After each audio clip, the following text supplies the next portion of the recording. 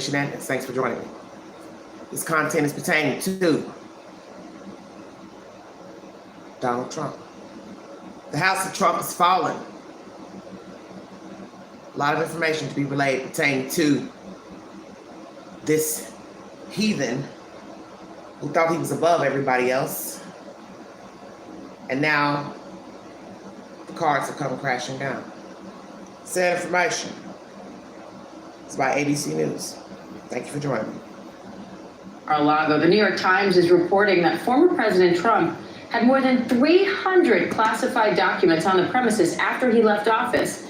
And now Trump is responding to the search in court. Senior national correspondent Terry Moran has the latest. The New York Times is reporting that more than 300 classified documents have been retrieved from Donald Trump's Mar-a-Lago residence, including documents from the CIA, National Security Agency, and FBI on a variety of topics of national security interests. Concern over those 300 documents triggered the criminal investigation, still in its early stages, probing whether Trump and his aides may have mishandled material, refused to turn it over, or even lied about it. Since last year, the National Archives has been seeking documents Trump took when he departed the White House. Under U.S. law, they remain government property. The Times is reporting that Trump himself went through those boxes in late 2021 and resisted calls to turn over what was at Mar-a-Lago, telling advisors they're mine, but they're not his. In federal court on Monday, Trump filed to halt the Justice Department's review of the material seized in the search, requesting a special master. That's an outside individual appointed by the court to do so instead. Trump also demanded that the documents be returned, claiming executive privilege. But as a former president, Trump's claim of privilege is thin. The documents belong to the National Archives. So previous presidents have also taken home material that subsequently had to be returned to the government after negotiations ensued. In this case, those negotiations had been going on for months. And the FBI was so concerned about the classified material that Trump has that they decided they had to move. Diane? All right, Terry Moran, thank you. And let's talk a little bit more about that motion filed by the former president with ABC News investigative reporter Catherine Falders and host and legal analyst for the Law and Crime Network, Terry Austin. Thank you both for being here. Catherine, what can we expect after this court filing from Trump's lawyers?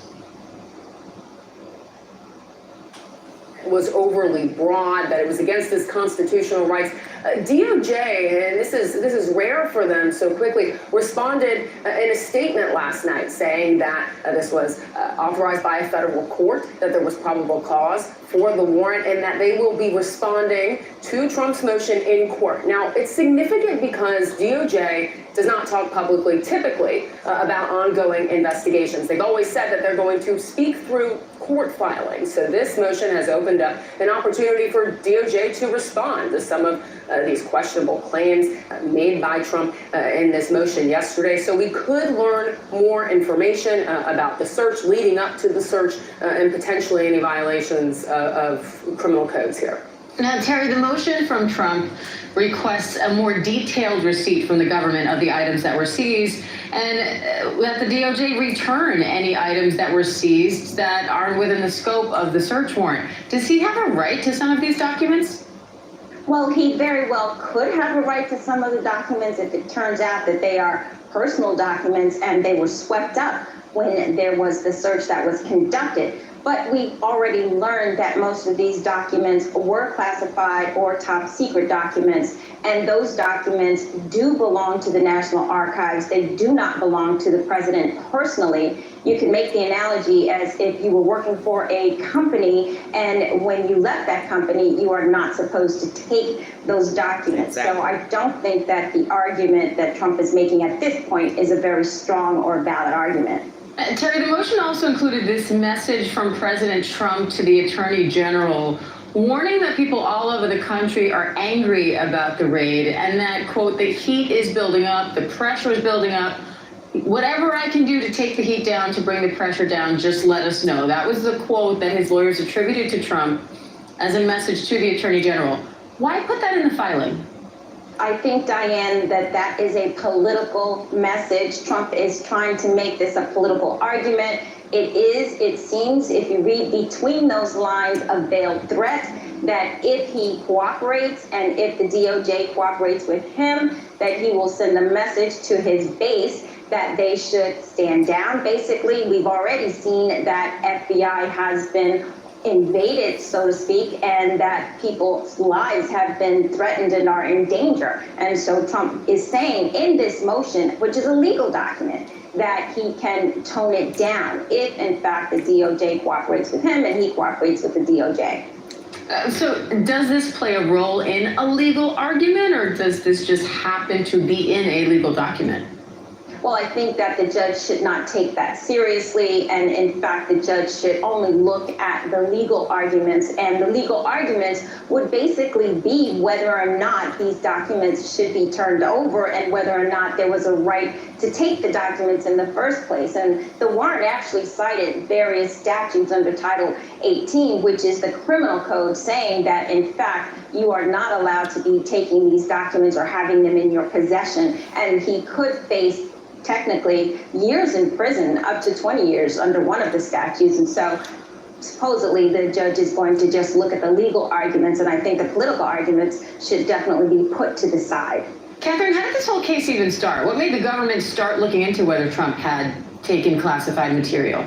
Well, look, in the final days of Trump's presidency, it became clear that he would bring some of these documents up to the residence, for example. There had to be some sort of document retrieval. The White House has to make sure all these documents are getting to the National Archives. So it became clear that they all weren't heading over to the archives, for example. And this has been going on since he left, but also since January, when the archives originally retrieved 15 boxes from Mar-a-Lago. Because they retrieved that information and went through it, it became clear there were more missing, more documents missing. And the government still doesn't know if they have all of these documents. So again, this has become clearer to them as they've gone through this. We know that various other committees, for example, the House committee investigating January 6th, unrelated investigation, but they've also requested documents as part of their investigation from the archives. That prompts the archives to then go through those documents. Potentially, there were more missing that they learned of. All right, Catherine, Terry, always great to have you both. Thank you. ABC News is the source. Thank you for joining me.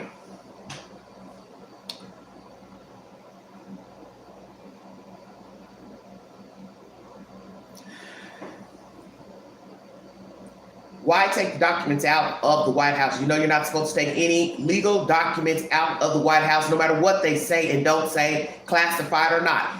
The government has said that they're classified. I'm going to weigh in with the government. Why did it take so long? He's been gone a year or so. What's the problem? Anyone ride or dying with this, something's wrong with you. I'm going to say it because it's the truth. You cannot do what you want because you are affiliated with a certain political party.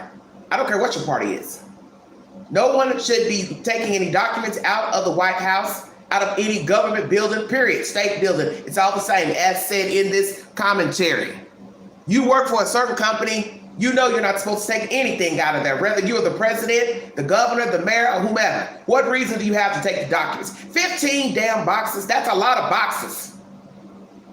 So then you have to ask how much paper is in each box of 15. Why are you holding on to it? Who is the whistleblower to say, hey, we're noticing the documents missing? Why did it take you all so long to bring forth the warrant to do the raid? What took so long? See, this is the problem with many people. You people who rally with this man, you don't seem to get it. He is just a lump of clay, a lump of flesh. He is nothing more than that. You all have idolized a human being and put him on a pedestal and voted for this man who shows no regard for human life, has no respect for anyone, women, child, nobody. Berates anyone who disagrees with him. And yet you think this was somebody that should have been operating a whole country, the free world, and still want to ride or die that it's okay what he did. You want to bring up who did what on 15th Street? Oh, this Democrat did this. We're not talking about any other Democrats, any other Republicans. We're talking about a man who had no business in the White House in the first place. Frankly, he had no business being involved in business dealings because he has been proven to be a shiesty character. The school he had, where people were pumping in all their money trying to get an education through the Trump University, that was a farce. But yet this is the same person you would vote for. People use his name with their money backing him. A lot of you still didn't know that. That a lot of his income is generated from others, putting his name on their businesses, plural. They did not belong to Donald Trump. So now you put this man in office, idolizing him, worshiping him, running up, storming the Capitol, which was an utter disgrace to this country. I don't give a damn what your race or affiliation is or was. You were wrong to go up there, raising hell, because you're following behind this goon. He is nobody. A lump of clay. He is no different than anybody. And that's what's wrong with a lot of you. You put people on pedestals and idolize the wrong people. This man to me is the Antichrist. And I will say it because I'm a Christian. I believe in God. And I know what the scripture says. That he will rise to power. The devil. And he did. And tone what down? The lawyers are speaking of toning what down exactly? Tone what? There's nothing to tone down. You making a threat? Well, go ahead. Storm the Capitol again or any other government building. Your ass will go to jail. That's obviously where you want to be. So you can't quiet mouth. I'm a Republican. I believe in right and wrong. I believe in justice. How can you believe in justice if you would disrespect your own government? You don't believe in justice. You are like him. You're a narcissist and you think your shit doesn't stink and you can just do what you want because you're walking around. You feel like you have privilege, white privilege. You're out of line. Trump didn't run nothing because he ain't the savior. God has the last say. Amen. Foolishness. ABC News is the source for that said information.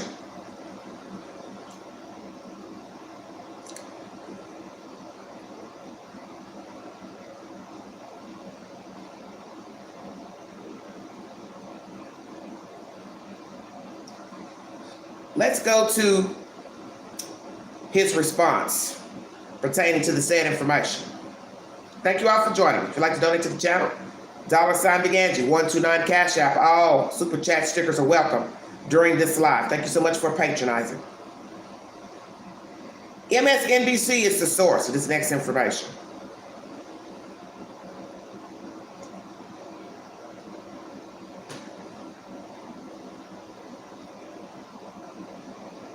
Blasted any investigation into his actions that could result in accountability.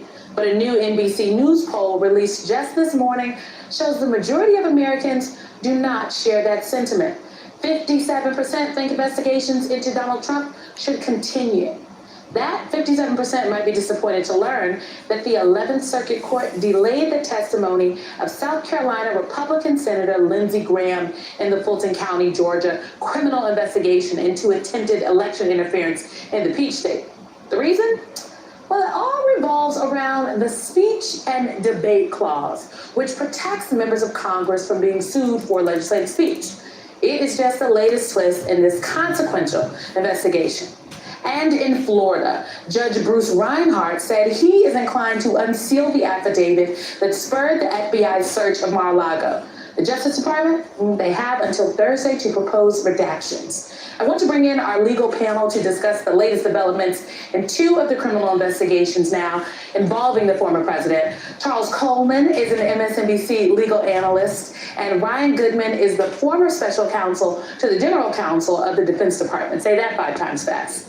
Welcome to you both. Charles, let me start with you, because we know that the judge could decide to release a redacted version of that Mar-a-Lago affidavit.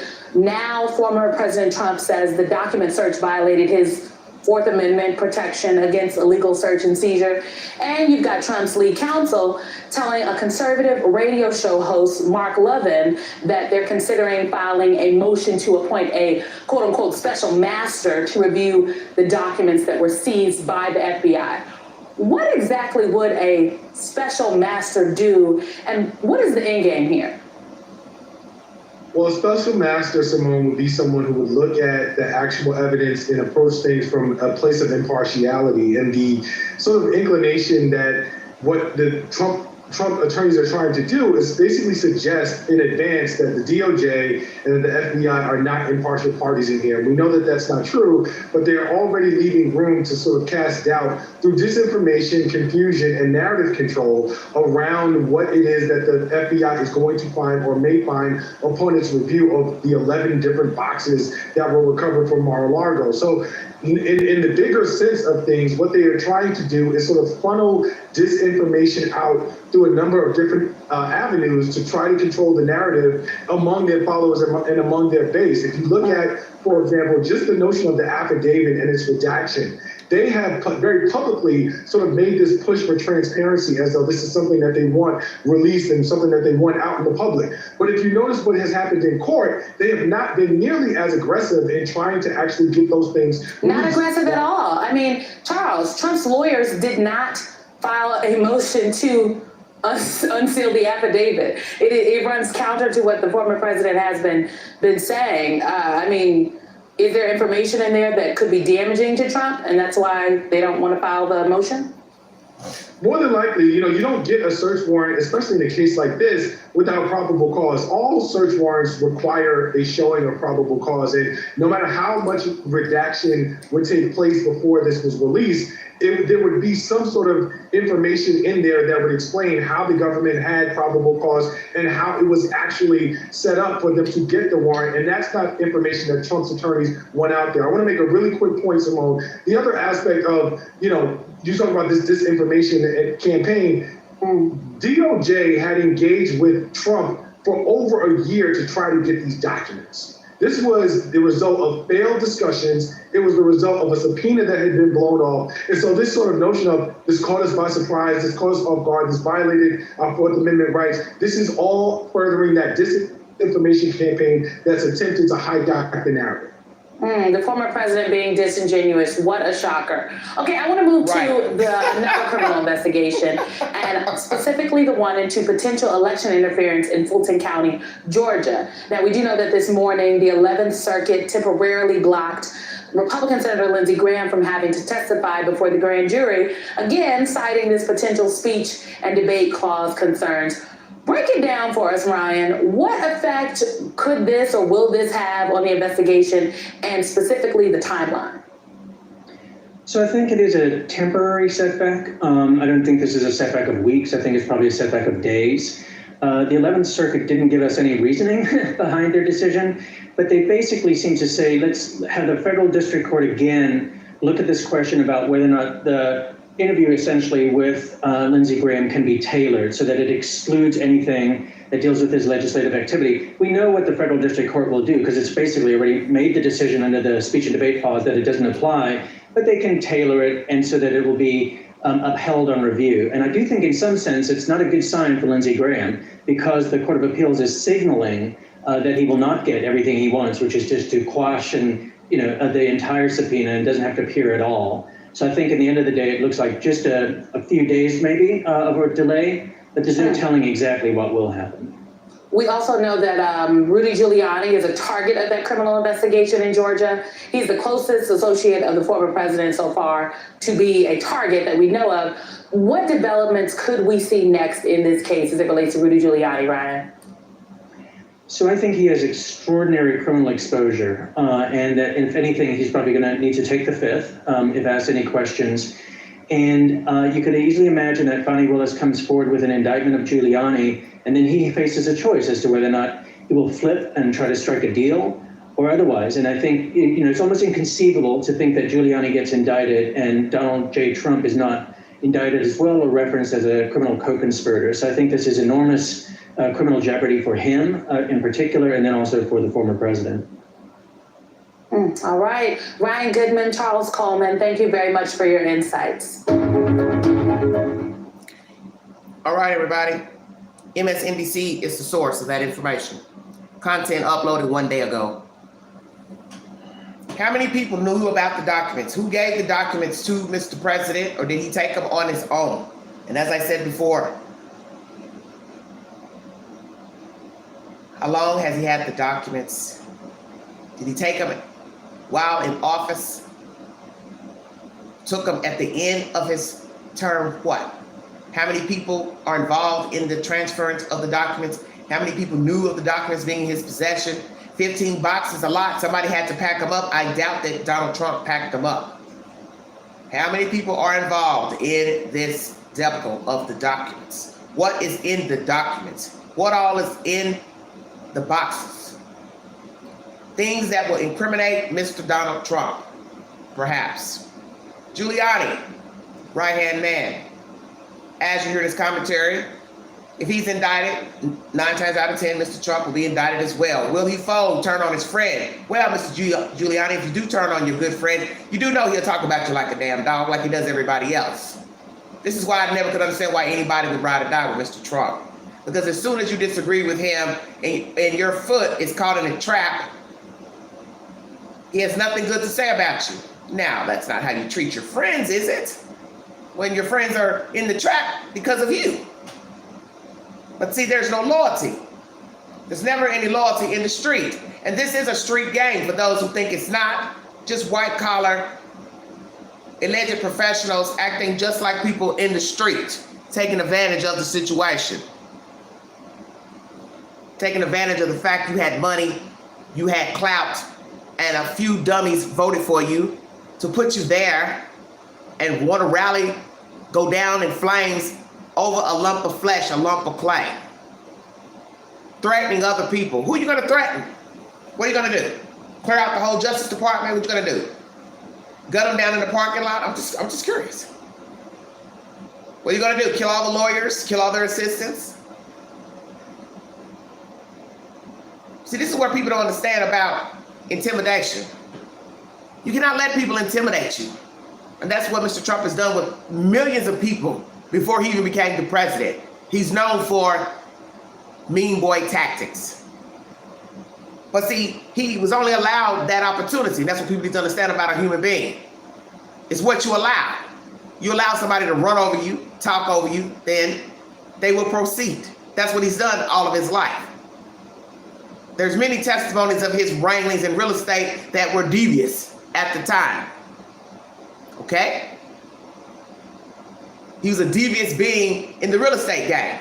So what made you think he was going to become an angel, running for office, and then being elected as the president? Very uncouth, no manners, very uneducated. Very uneducated. You see, it doesn't matter about the wealth, the clout, the fancy suits and clothes, the cars. Those are monetary things, and those things don't make you. And I think you know that from dealing with many famous people. If it wasn't for the money, the clout, their name being on this billboard or known for this, sports, singing, politics, they would be just a lump of clay. Because in the end, that's all you are. Flesh. This is why you don't idolize people. You don't put people on pedestals, because they will surely disappoint you. It's in the scripture. Do not put your faith in man, because he will surely disappoint you. The house of cards have fallen. You took something that didn't belong to you. The documents are deemed classified, and I believe the government, because they had no business leaving the archives. You had no business taking them out whenever you took them out. Whoever helped you take them out, whoever helped pack them up, whoever helped unload, whatever. And your food have documents in your house, knowing anybody can break in, steal them, ramble through them, look at them. Some fool says, oh my gosh, they have security down there at the house in Florida. What's your point? The documents don't have no business down there.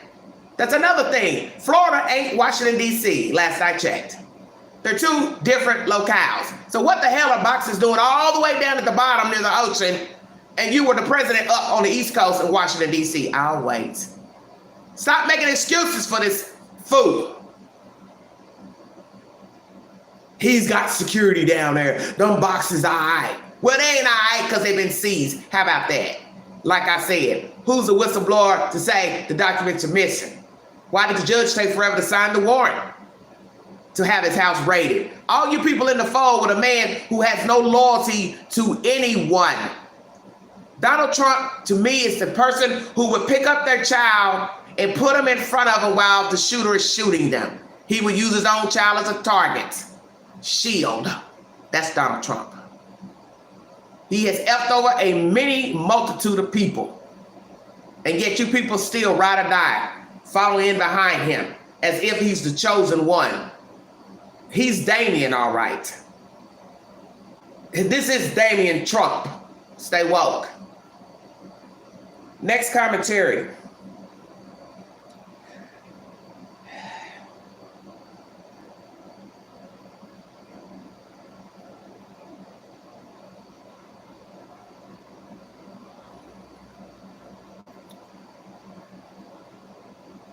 National security expert, Trump had classified docs in hotel and wedding facility basement uploaded 3 days ago. Lord have mercy. This is ridiculous. But yet, some of you want to say, oh, the documents are protected. They had no business being in his peripheral outside of the White House. Thank you for joining me. MSNBC is source number 3. I'm concerned that they may have planted something. In 2017, former President Obama, you might have forgotten this, the New York Post remembered. They shipped 30 million pages of sensitive and possibly classified materials to Chicago.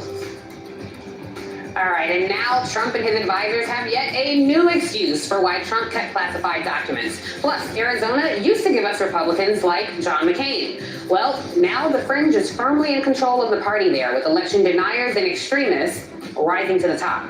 Also tonight, an important victory in Michigan for reproductive rights, but across the country, more young girls are being forced to give birth.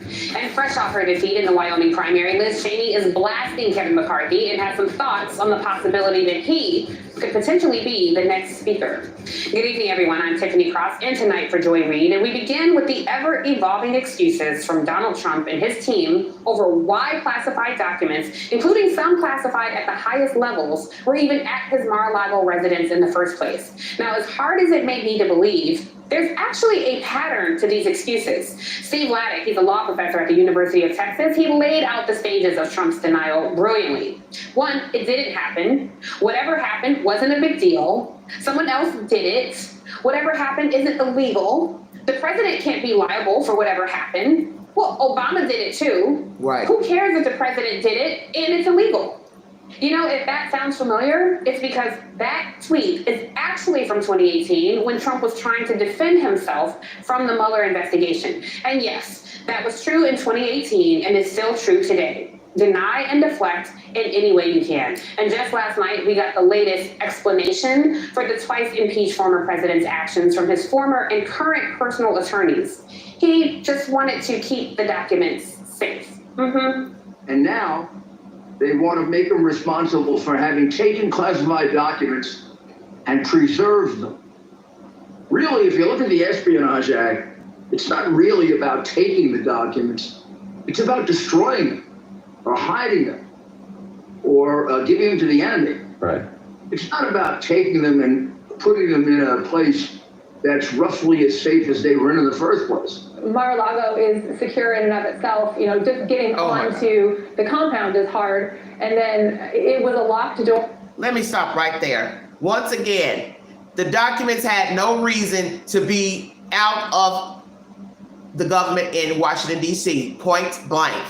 To sit here and still ride or die with this man and say they were in a safe place, a locked room, a locked basement. That is a house that is not governed by the government, that house in Florida. And you all know this. And the fact that you are supposed to be an adult with a sane mind, still aiding this man and having those documents in his home. He is now a regular civilian. That house is in civilian territory. That is not a government office. So to try to decipher what the Espionage Act is, are you serious? He still took them and wasn't supposed to take them. They are considered classified, so it doesn't matter. He had no business taking them. Nobody had no business giving them to him, passing them along, packing them up. And the fact that they're in a basement facility. Do you all hear what is being said? I don't give a damn if they were in his office, a spare room. They have no business in the state of Florida, period. I don't give a damn if they're in a vault at the bank, in the basement of your house, your bedroom, spare room, your utility closet. And the fact that you would sit here and try to smooth over that they're down there and the house is guarded by security, that is the stupidest thing I have ever heard. They belong to the government. And nobody had any business taking them out. Period. Nobody. Thank you for joining me. This is Everyday Shenanigans. The door and getting, back down into the basement. There's security. You can't just walk down there. Only certain members of staff can get there, and then there's only one key. So, yes, it's a very limited number. This lady of people is dizzy as hell. Another dizzy broad. We'll talk about that in a bit. But of course, if Trump's true concern was actually to keep the classified documents safe, documents, by the way, which he initially claimed were probably planted there by FBI agents, but wouldn't the best place be to keep them safe at the National Archives? I mean, honestly, at this point, they will say just about anything to further muddy the waters, regardless of how absurd it may be, because so many people out there will believe him. And that includes this ridiculous claim that everything was already declassified because Trump had a standing order. That materials taken from the Oval Office to the resident should be considered declassified. Nobody cares about you being out. I didn't invite you here. Few people in the Trump White House were even aware of it. So CNN is reporting that 18 former top Trump administration officials say they never heard any such order issued, and they believe the claim to be patently false. Yeah, we did too. That includes 2 of Trump's former chiefs of staff, by the way. John Kelly telling CNN, quote, "Nothing approaching an order that foolish was ever given." And Mick Mulvaney saying he was, quote, "not aware of a general standing order like that." And second, even if you accept that the standing order thing to be true, it is nobody cares about what you're talking about, honey. On the 3 federal criminal statutes listed on the search warrant that was unsealed last week. That is because none of the statutes depend on whether documents contain nobody cares, classified information. Now, it's likely Trump's legal team knows all of this, but how else can you mount a defense for this ridiculousness? It may also explain why a judge was hearing arguments over why parts of the search warrant affidavit should be unsealed, allowing us to see at least some of the evidence backing the FBI's actions. Now, Trump's legal team did not make any motion to unseal it. They only watched from the public seating area. We're going to talk about that too. Let's bring in Clint Watts. He's a former consultant for the FBI Counterterrorism Division, a distinguished research fellow at the Foreign Policy Research Institute, and an MSNBC national security analyst. And we have with us this evening Bradley Moss. He's a national security attorney. Bradley, I want to start with you. We have a lot to get to, but I'm just going to start off with the lies themselves. Could these false statements, these lies that Trump routinely makes, could they be introduced in any of the multiple legal proceedings against him as having demonstrated a pattern of lying? Sure, the entirety of information would be available to the government, although what will be most critical is what was directly conveyed, not on Truth Social or in any press release, but between his lawyers and the FBI and National Archives officials that have been coordinating with his staff for the last 18 months. We know that it was months ago that the NARA initially found that there was records missing. We know 15 boxes were retrieved in February. We know ongoing negotiations continue, that a subpoena was issued in June. More classified documents were taken out, that apparently one of the lawyers for Donald Trump actually signed an affidavit saying there were no more records, and yet the government had sufficient evidence to get this search warrant, and lo and behold, they found more classified records. All that would come into play. Clint, I want to bring you in because you just heard what Bradley said. So this whole idea that Mar-a-Lago was a safe space. Let's take a listen to what Bob Small had to say about that, and we'll talk about it on the other side. You see that right there? That's some Tony Stark stuff. Sorry about that intermission. Hello, everybody in the chat. What Bob Small had to say about that, and we'll talk about it on the other side. Our team believed that it was secure enough. They asked for one more lock, add another lock, which we did. And then for whatever reason, they decided that they still needed to raid the place. And only 1 or 2 people had access to that room, to your knowledge? That's my understanding. I mean, I would have to check with, the maintenance of that area, but my understanding is very small number of people that could get in there. Exactly. Only And for apologies, Trump. that's of course Christina Bob. Clint, what she's saying, one, does that make sense? And two, does it make a difference? You know, when it comes, the FBI went in there with good reason, I would imagine. Does it make a difference that they're saying that only 1 or 2 people had access to it, despite that apparently being false as well? You know, Tiffany, just a small number of random people had access to classified documents. Right, exactly. Only a few. Essentially a hotel and wedding facility. I mean, what could possibly go wrong in that scenario? Seriously. No, on both accounts, it does not matter. It's absolutely ridiculous. She even admitted in her own statement, she does not know who has access to it or when it was accessed or Why she any of shouldn't be these talking. things, which is the opposite of the National Archives or any SCIF where they would keep classified information inside the government. Ridiculous on all accounts. I think the biggest thing is that they didn't even know what they had or didn't seem to know what they had. So how would they know even if that room was entered into, what was there and what was accessed? It's ridiculous on every single part of this chain of custody. And that's what we would have inside the government space, by the way, is a chain of custody for every piece of classified information, which would track to every system that's there. Everyone would be logged in and out. This item would be controlled or that item would be controlled. And it's just completely ludicrous. Even in the response, she both said there was nothing to worry about, but she also didn't know. It's just crazy on the surface, all the way through that explanation.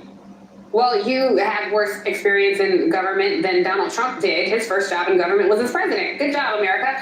I want to stick with you here, Clint, because I'm curious, you know, we on the media, obviously we have vested interest in knowing what's in this affidavit. You know, we try our best to relay information to the people of this country. But I do understand why there are reasons why the affidavit should stay sealed. I'm just curious, because you're on the law enforcement side, counterterrorism side, what your thoughts are about unsealing this affidavit, and if the judge happened to ask your opinion, what might you advise the judge when it comes to unsealing affidavit? So in general, I would say absolutely not, because you want to trust whoever the confidential informants and sources are and what methods you use to gather information. You want to also make sure that it's correct, because in these affidavits, when they're going to do these search warrants, they're trying to gain more evidence to confirm what they believe is a criminal conspiracy. So in any of these affidavits, there's the potential that something could be not quite right, that they would learn and correct based on what they find in the search warrant. That's the whole point of this. It's an investigative process, just like a scientific hypothesis, where you're trying to gain evidence to confirm what you think you know and then bring a charge. I think there is one exception to this. I think we've learned it over the last decade, particularly in the social media era, but definitely during the Trump administration, which is if many falsehoods, a fire hose of falsehoods are going to be levied against the Department of Justice and those agents and investigators and attorneys that have been working on these cases, the best way to quickly thwart those conspiracies is to get the truth out. And I think what they're trying to balance here is how they keep really investigative secrecy around the investigation intact, try and protect sources and methods, while also trying to really protect the conscience of the American public about what really happened and what's really going on. It's a tough balance to keep that privacy and security going and make sure the American public is really informed on what's going on. Yeah, that is a tough balance. Bradley, I'm curious from you, what does accountability, or what should accountability look like for Donald Trump here?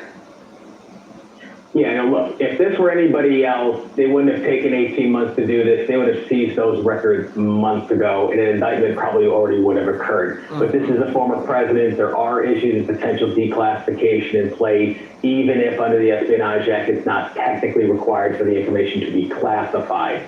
So you would think they would be likely, depending on what they've collected and what the information we already have, that there will be an indictment here. That certainly would be viable from a legal perspective, in my view. Part of what they're running down right now, and we've got confirmation media reporting, was there actually a standing order? What did it look like? No one seems to know about it, but at least Donald Trump seems to think there was one. What did it look like? How was this all handled? And how were these boxes put together in the first place? It sounds ridiculously chaotic. Exactly.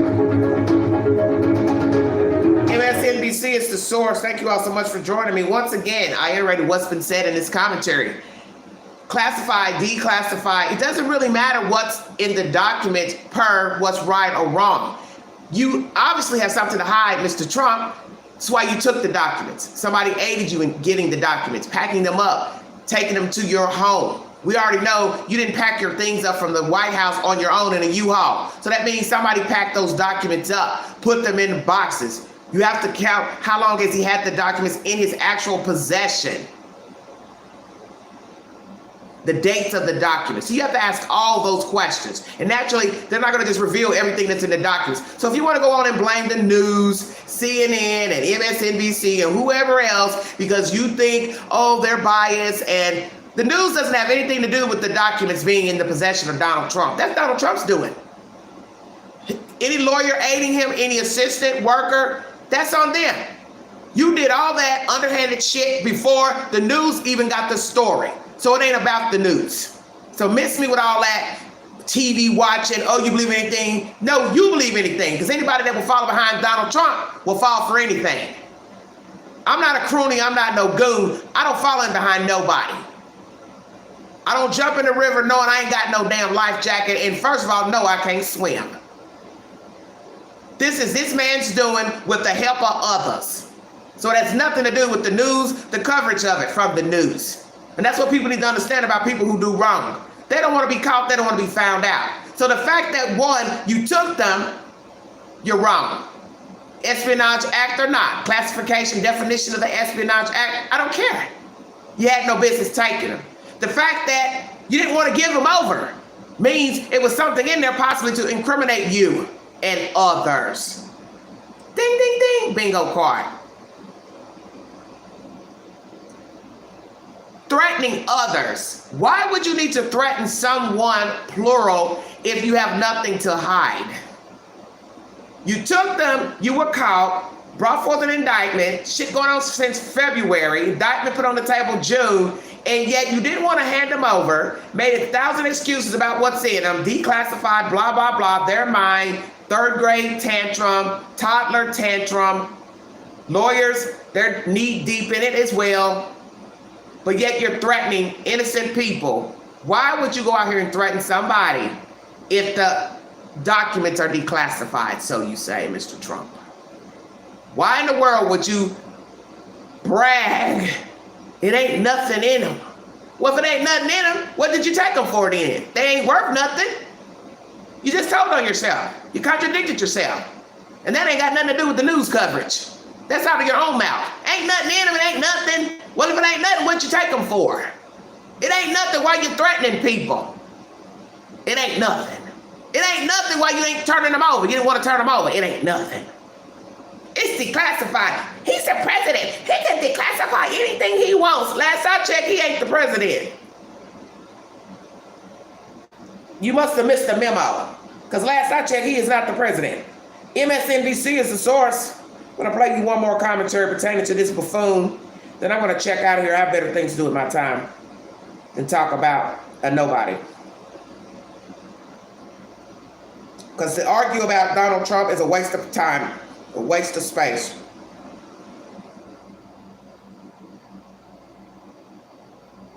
Trump's lawyers filed a motion for special master Largo search. I don't know if I want to play that. What I want to play is about his lawyers being arrested, being targeted, because this is most important. This shows the conspiracy to hide and collude together. Some that are oblivious to wrongdoing at the highest level. And to me, this is the highest level. You all voted for this man who was a crook before he even became the president. Disrespectful to women, children, anybody that disagrees with him, he fired them. I guess you forgot all about that. The Trump University scandal, his real estate dealings that were scandals, filing bankruptcy 1,001 times, but this is somebody you wanted to be your president. Okay. Okay. Sheer panic for Trump and his lawyers. Criminal searches mount. Giuliani targeted for charges. This was uploaded 21 hours ago. MSNBC is the source. Yes, I'm an MSNBC fan. Why not? Fake news, they say. Yeah, nobody told you to take the documents. Nobody told you to help them. That ain't fake news. How about that? Committing crimes themselves. Then there are the other lawyers who stepped up as the people who tried to hold the line against that coup. some of the most vital, damning testimony about Trump's attempts to overthrow the election and to support the insurrection came from lawyers, government lawyers at the White House, lawyers for the vice president, who tried to, they say, act as shepherds of the law in those roles. Which brings us to this classic archetype. In The Devil's Advocate, you have Keanu Reeves playing the everyman trial lawyer who believes it's possible to play by the rules without losing your soul.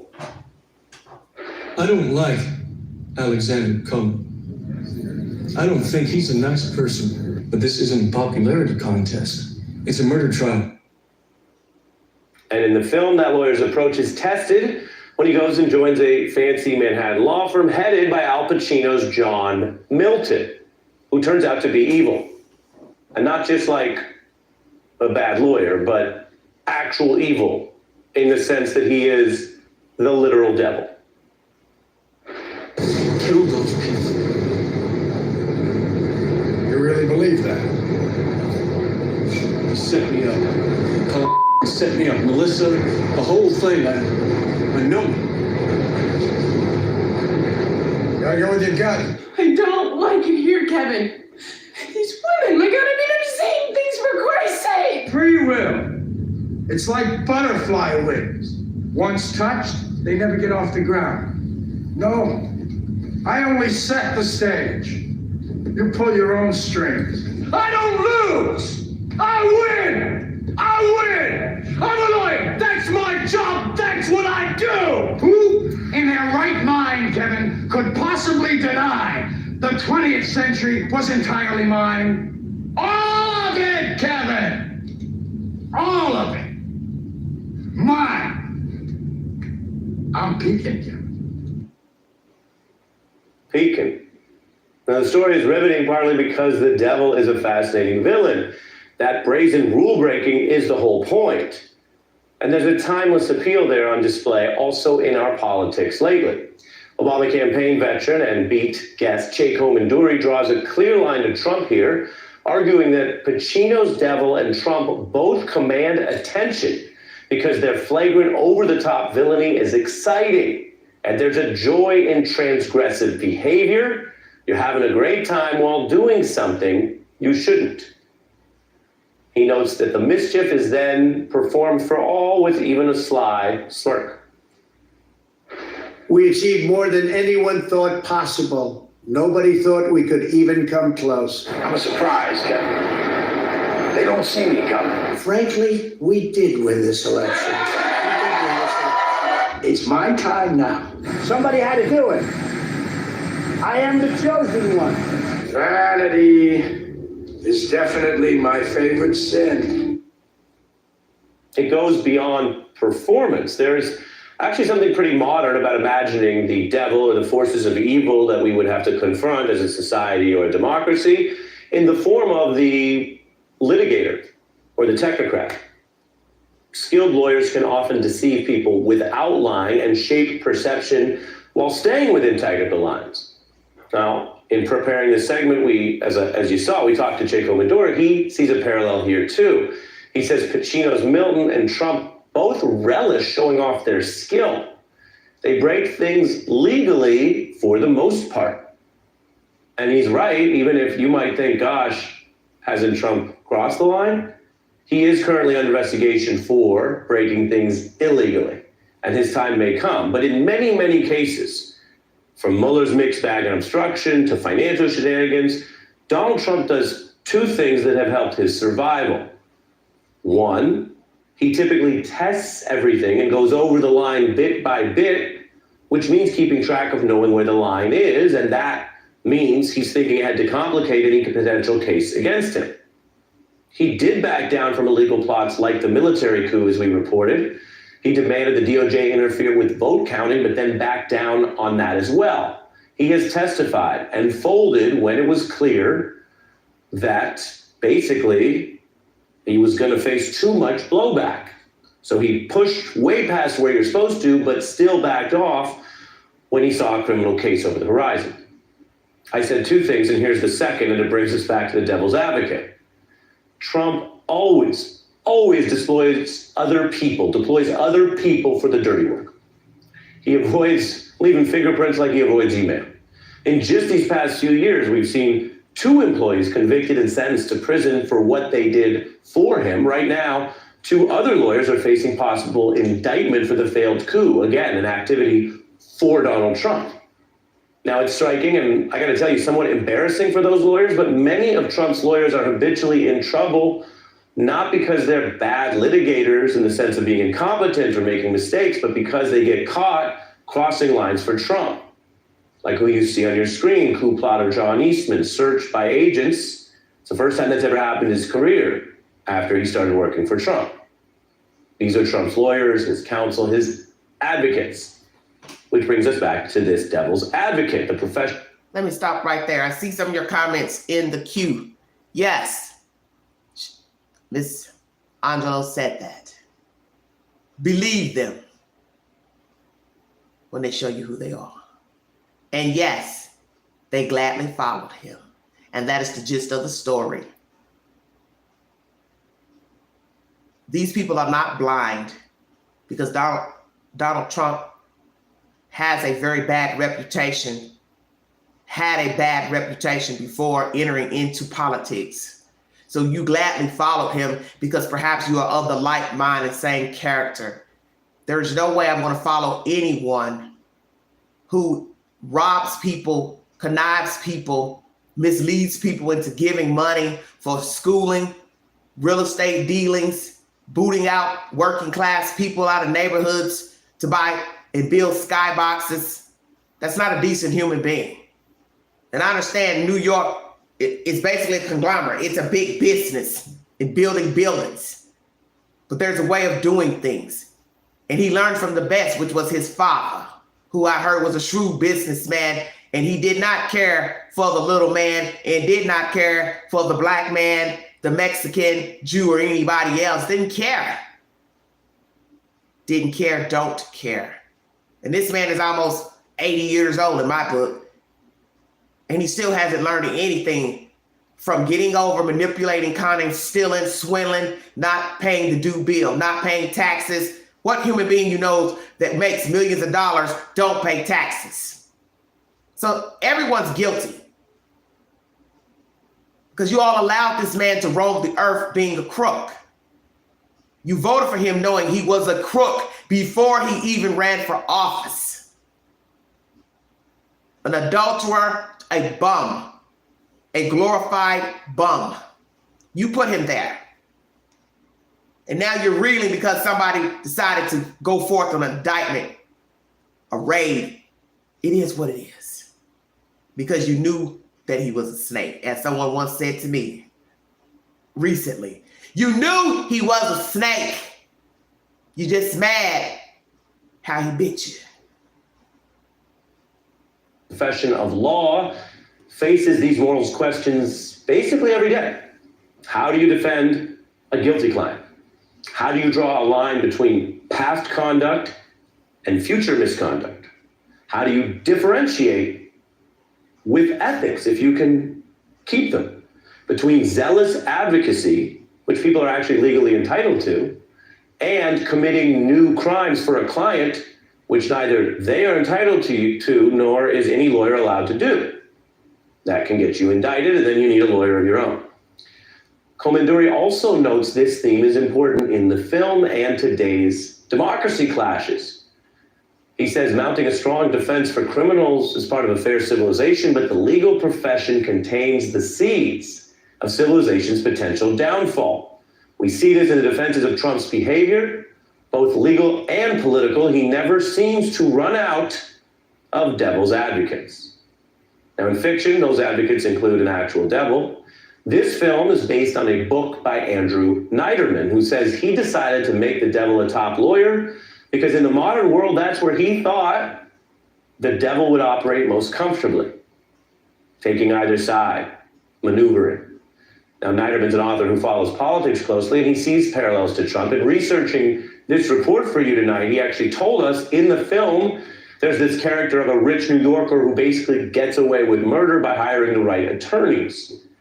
In the movie, they shot that character's home as the top 4 floors of 725 Fifth Avenue, which is Donald Trump's actual, real gilded home you see here at Trump Tower. Now, that may sound like one more kind of surreal cultural overlap, but it's actually more than a coincidence about a movie, if you think about it. It also reflects the truth. The real Trump, pre-politics, was notoriously eager to cameo in just about any movie that he could get into, even with bit parts that made fun of him, or even touting a building he owned when he couldn't get himself on camera. Niederman explored that very theme as the downfall for some in his work. It is the theme of vanity, which some may also call a sin, and can lead people who have it all to take seemingly wild risks and make seemingly inexplicable mistakes, which is how The Devil's Advocate ends its story, with the devil seizing on his favorite sin. I'm terribly sorry, but I can no longer represent my client. This is a story that needs to be told. It's you. You're a star.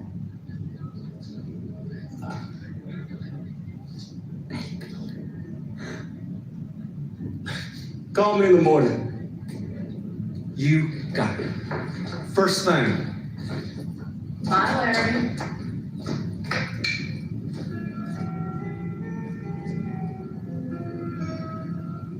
Vanity. Definitely my favorite sin. Vanity. You can use the word sin or shortcoming or moral failing, whatever you think it is that drives people to make these type of mistakes. It is also the thing that we have seen tempt so many people past the path they initially chose in politics or public service into something much more terrible that we all have to live through. And that's why when we talk about the law and rules and morality and ethics, we're not just talking about boundaries as they are written down and handed down. We're talking about whether we as a society can hold together with what we believe to be good and the best for all over evil and the triumph of oppression by a very, very small few. MSNBC is the source. Thank you so much for joining me. I'm going to break this commentary briefly down for all of you. Thank you for joining me. If you'd like to donate to the channel, this network, Everyday Shenanigans, $, the Ganji, 129 Cash App. All stickers and chats are welcome, and thank you for the donation stickers. Thank you so much for your time. You're entitled to follow in behind whoever you want, believe in whoever you want.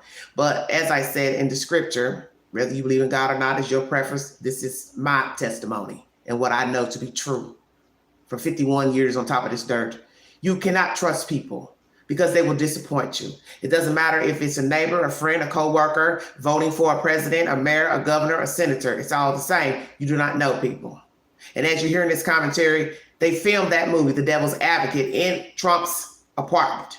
How interesting that a movie about someone pretending to be this person and that person and manifesting themselves to look human, but was actual Satan himself. That movie filmed in this man's apartment who I deemed the devil because he did rise to power. An ordinary man who dealt in real estate and became the president and incited hatred among the races in this United States. And people gladly followed in behind him because they were of like minds. And that's what you have to always remember about people who root for the crooked top dog. You're rooting for that person because you think like them.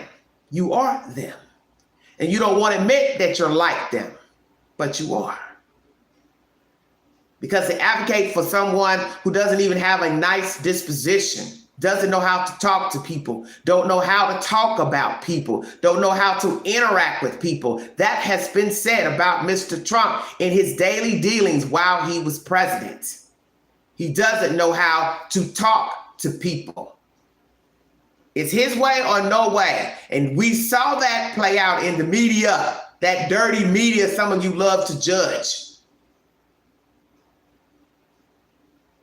any problem with anyone that disagreed, he talked about him or her like a dog. And these people were in his corner, favor at one time. He has no loyalty to anyone with 2 feet. So anyone who could flip the coin in an instant cannot be trusted. And his track record proves he is not a trustworthy human being. Milking innocent people out of money for a Trump university that offered absolutely nothing. Shady dealings, many bankruptcies. Telling the world he owns certain companies, corporations when he did not. Other people just let his name stay on the logo. It was never Trump's business, plural. And some people did not know that. Until many years later, when I believe it was ABC or 2020 did a special to show the lies spun by the general public and those aiding Mr. Trump. They knew he could bring in money from his name because he was a wealthy person. So we're going to leave his name on the logo, but behind closed doors, it's our money that's pushing the Trump name. See, a lot of you didn't even know that.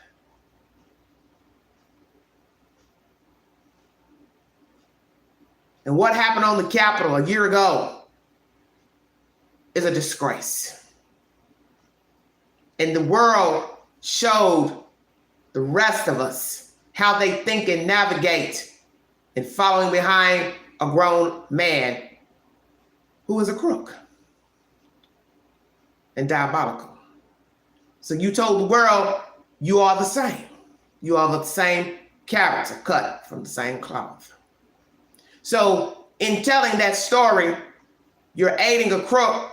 The Antichrist has nothing to do with the news, has nothing to do with a news agent. That's your doing, your choice. Running in the government building, ransacking government offices, stealing stuff that belonged to Pelosi and whomever, that was your choice. That had nothing to do with the news. You did that. You claim to be a right fighter. You claim to be American justice fighter, but you are not. You have no respect for yourself, because no dignified human would have ever stormed the gate, beat up security, assault security, fight other people, and break into a government damn building. You are not a right fighter. You are not a nothing, because you have no regard for life. So Republican or not, you are a bottom feeder. And you aided a bottom feeder, Mr. Trump.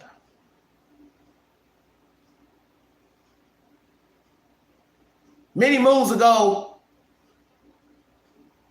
Mr. Trump was trying to get one of his establishments up and running and redecorated one of his country clubs, I believe. The room needed painting, and he hired a company to come in to paint the rooms. That man went on national TV to tell the world that Mr. Trump owed him $30,000 for a paint job and never paid it to him. I say this to you to show cause that he's been dirty a long time ago. You will hire someone to do a job for you, and you are a multimillionaire, and you couldn't even pay a painter $30,000 that was due to him. You milk innocent people from the university that you put in your own name that offered not what it said it would offer for the class curriculum. But yet this is the same man you all would run and vote for and storm the gate on the Capitol for, and cry and moan about biased news coverage of a crook that was a crook before he ever ran for political office.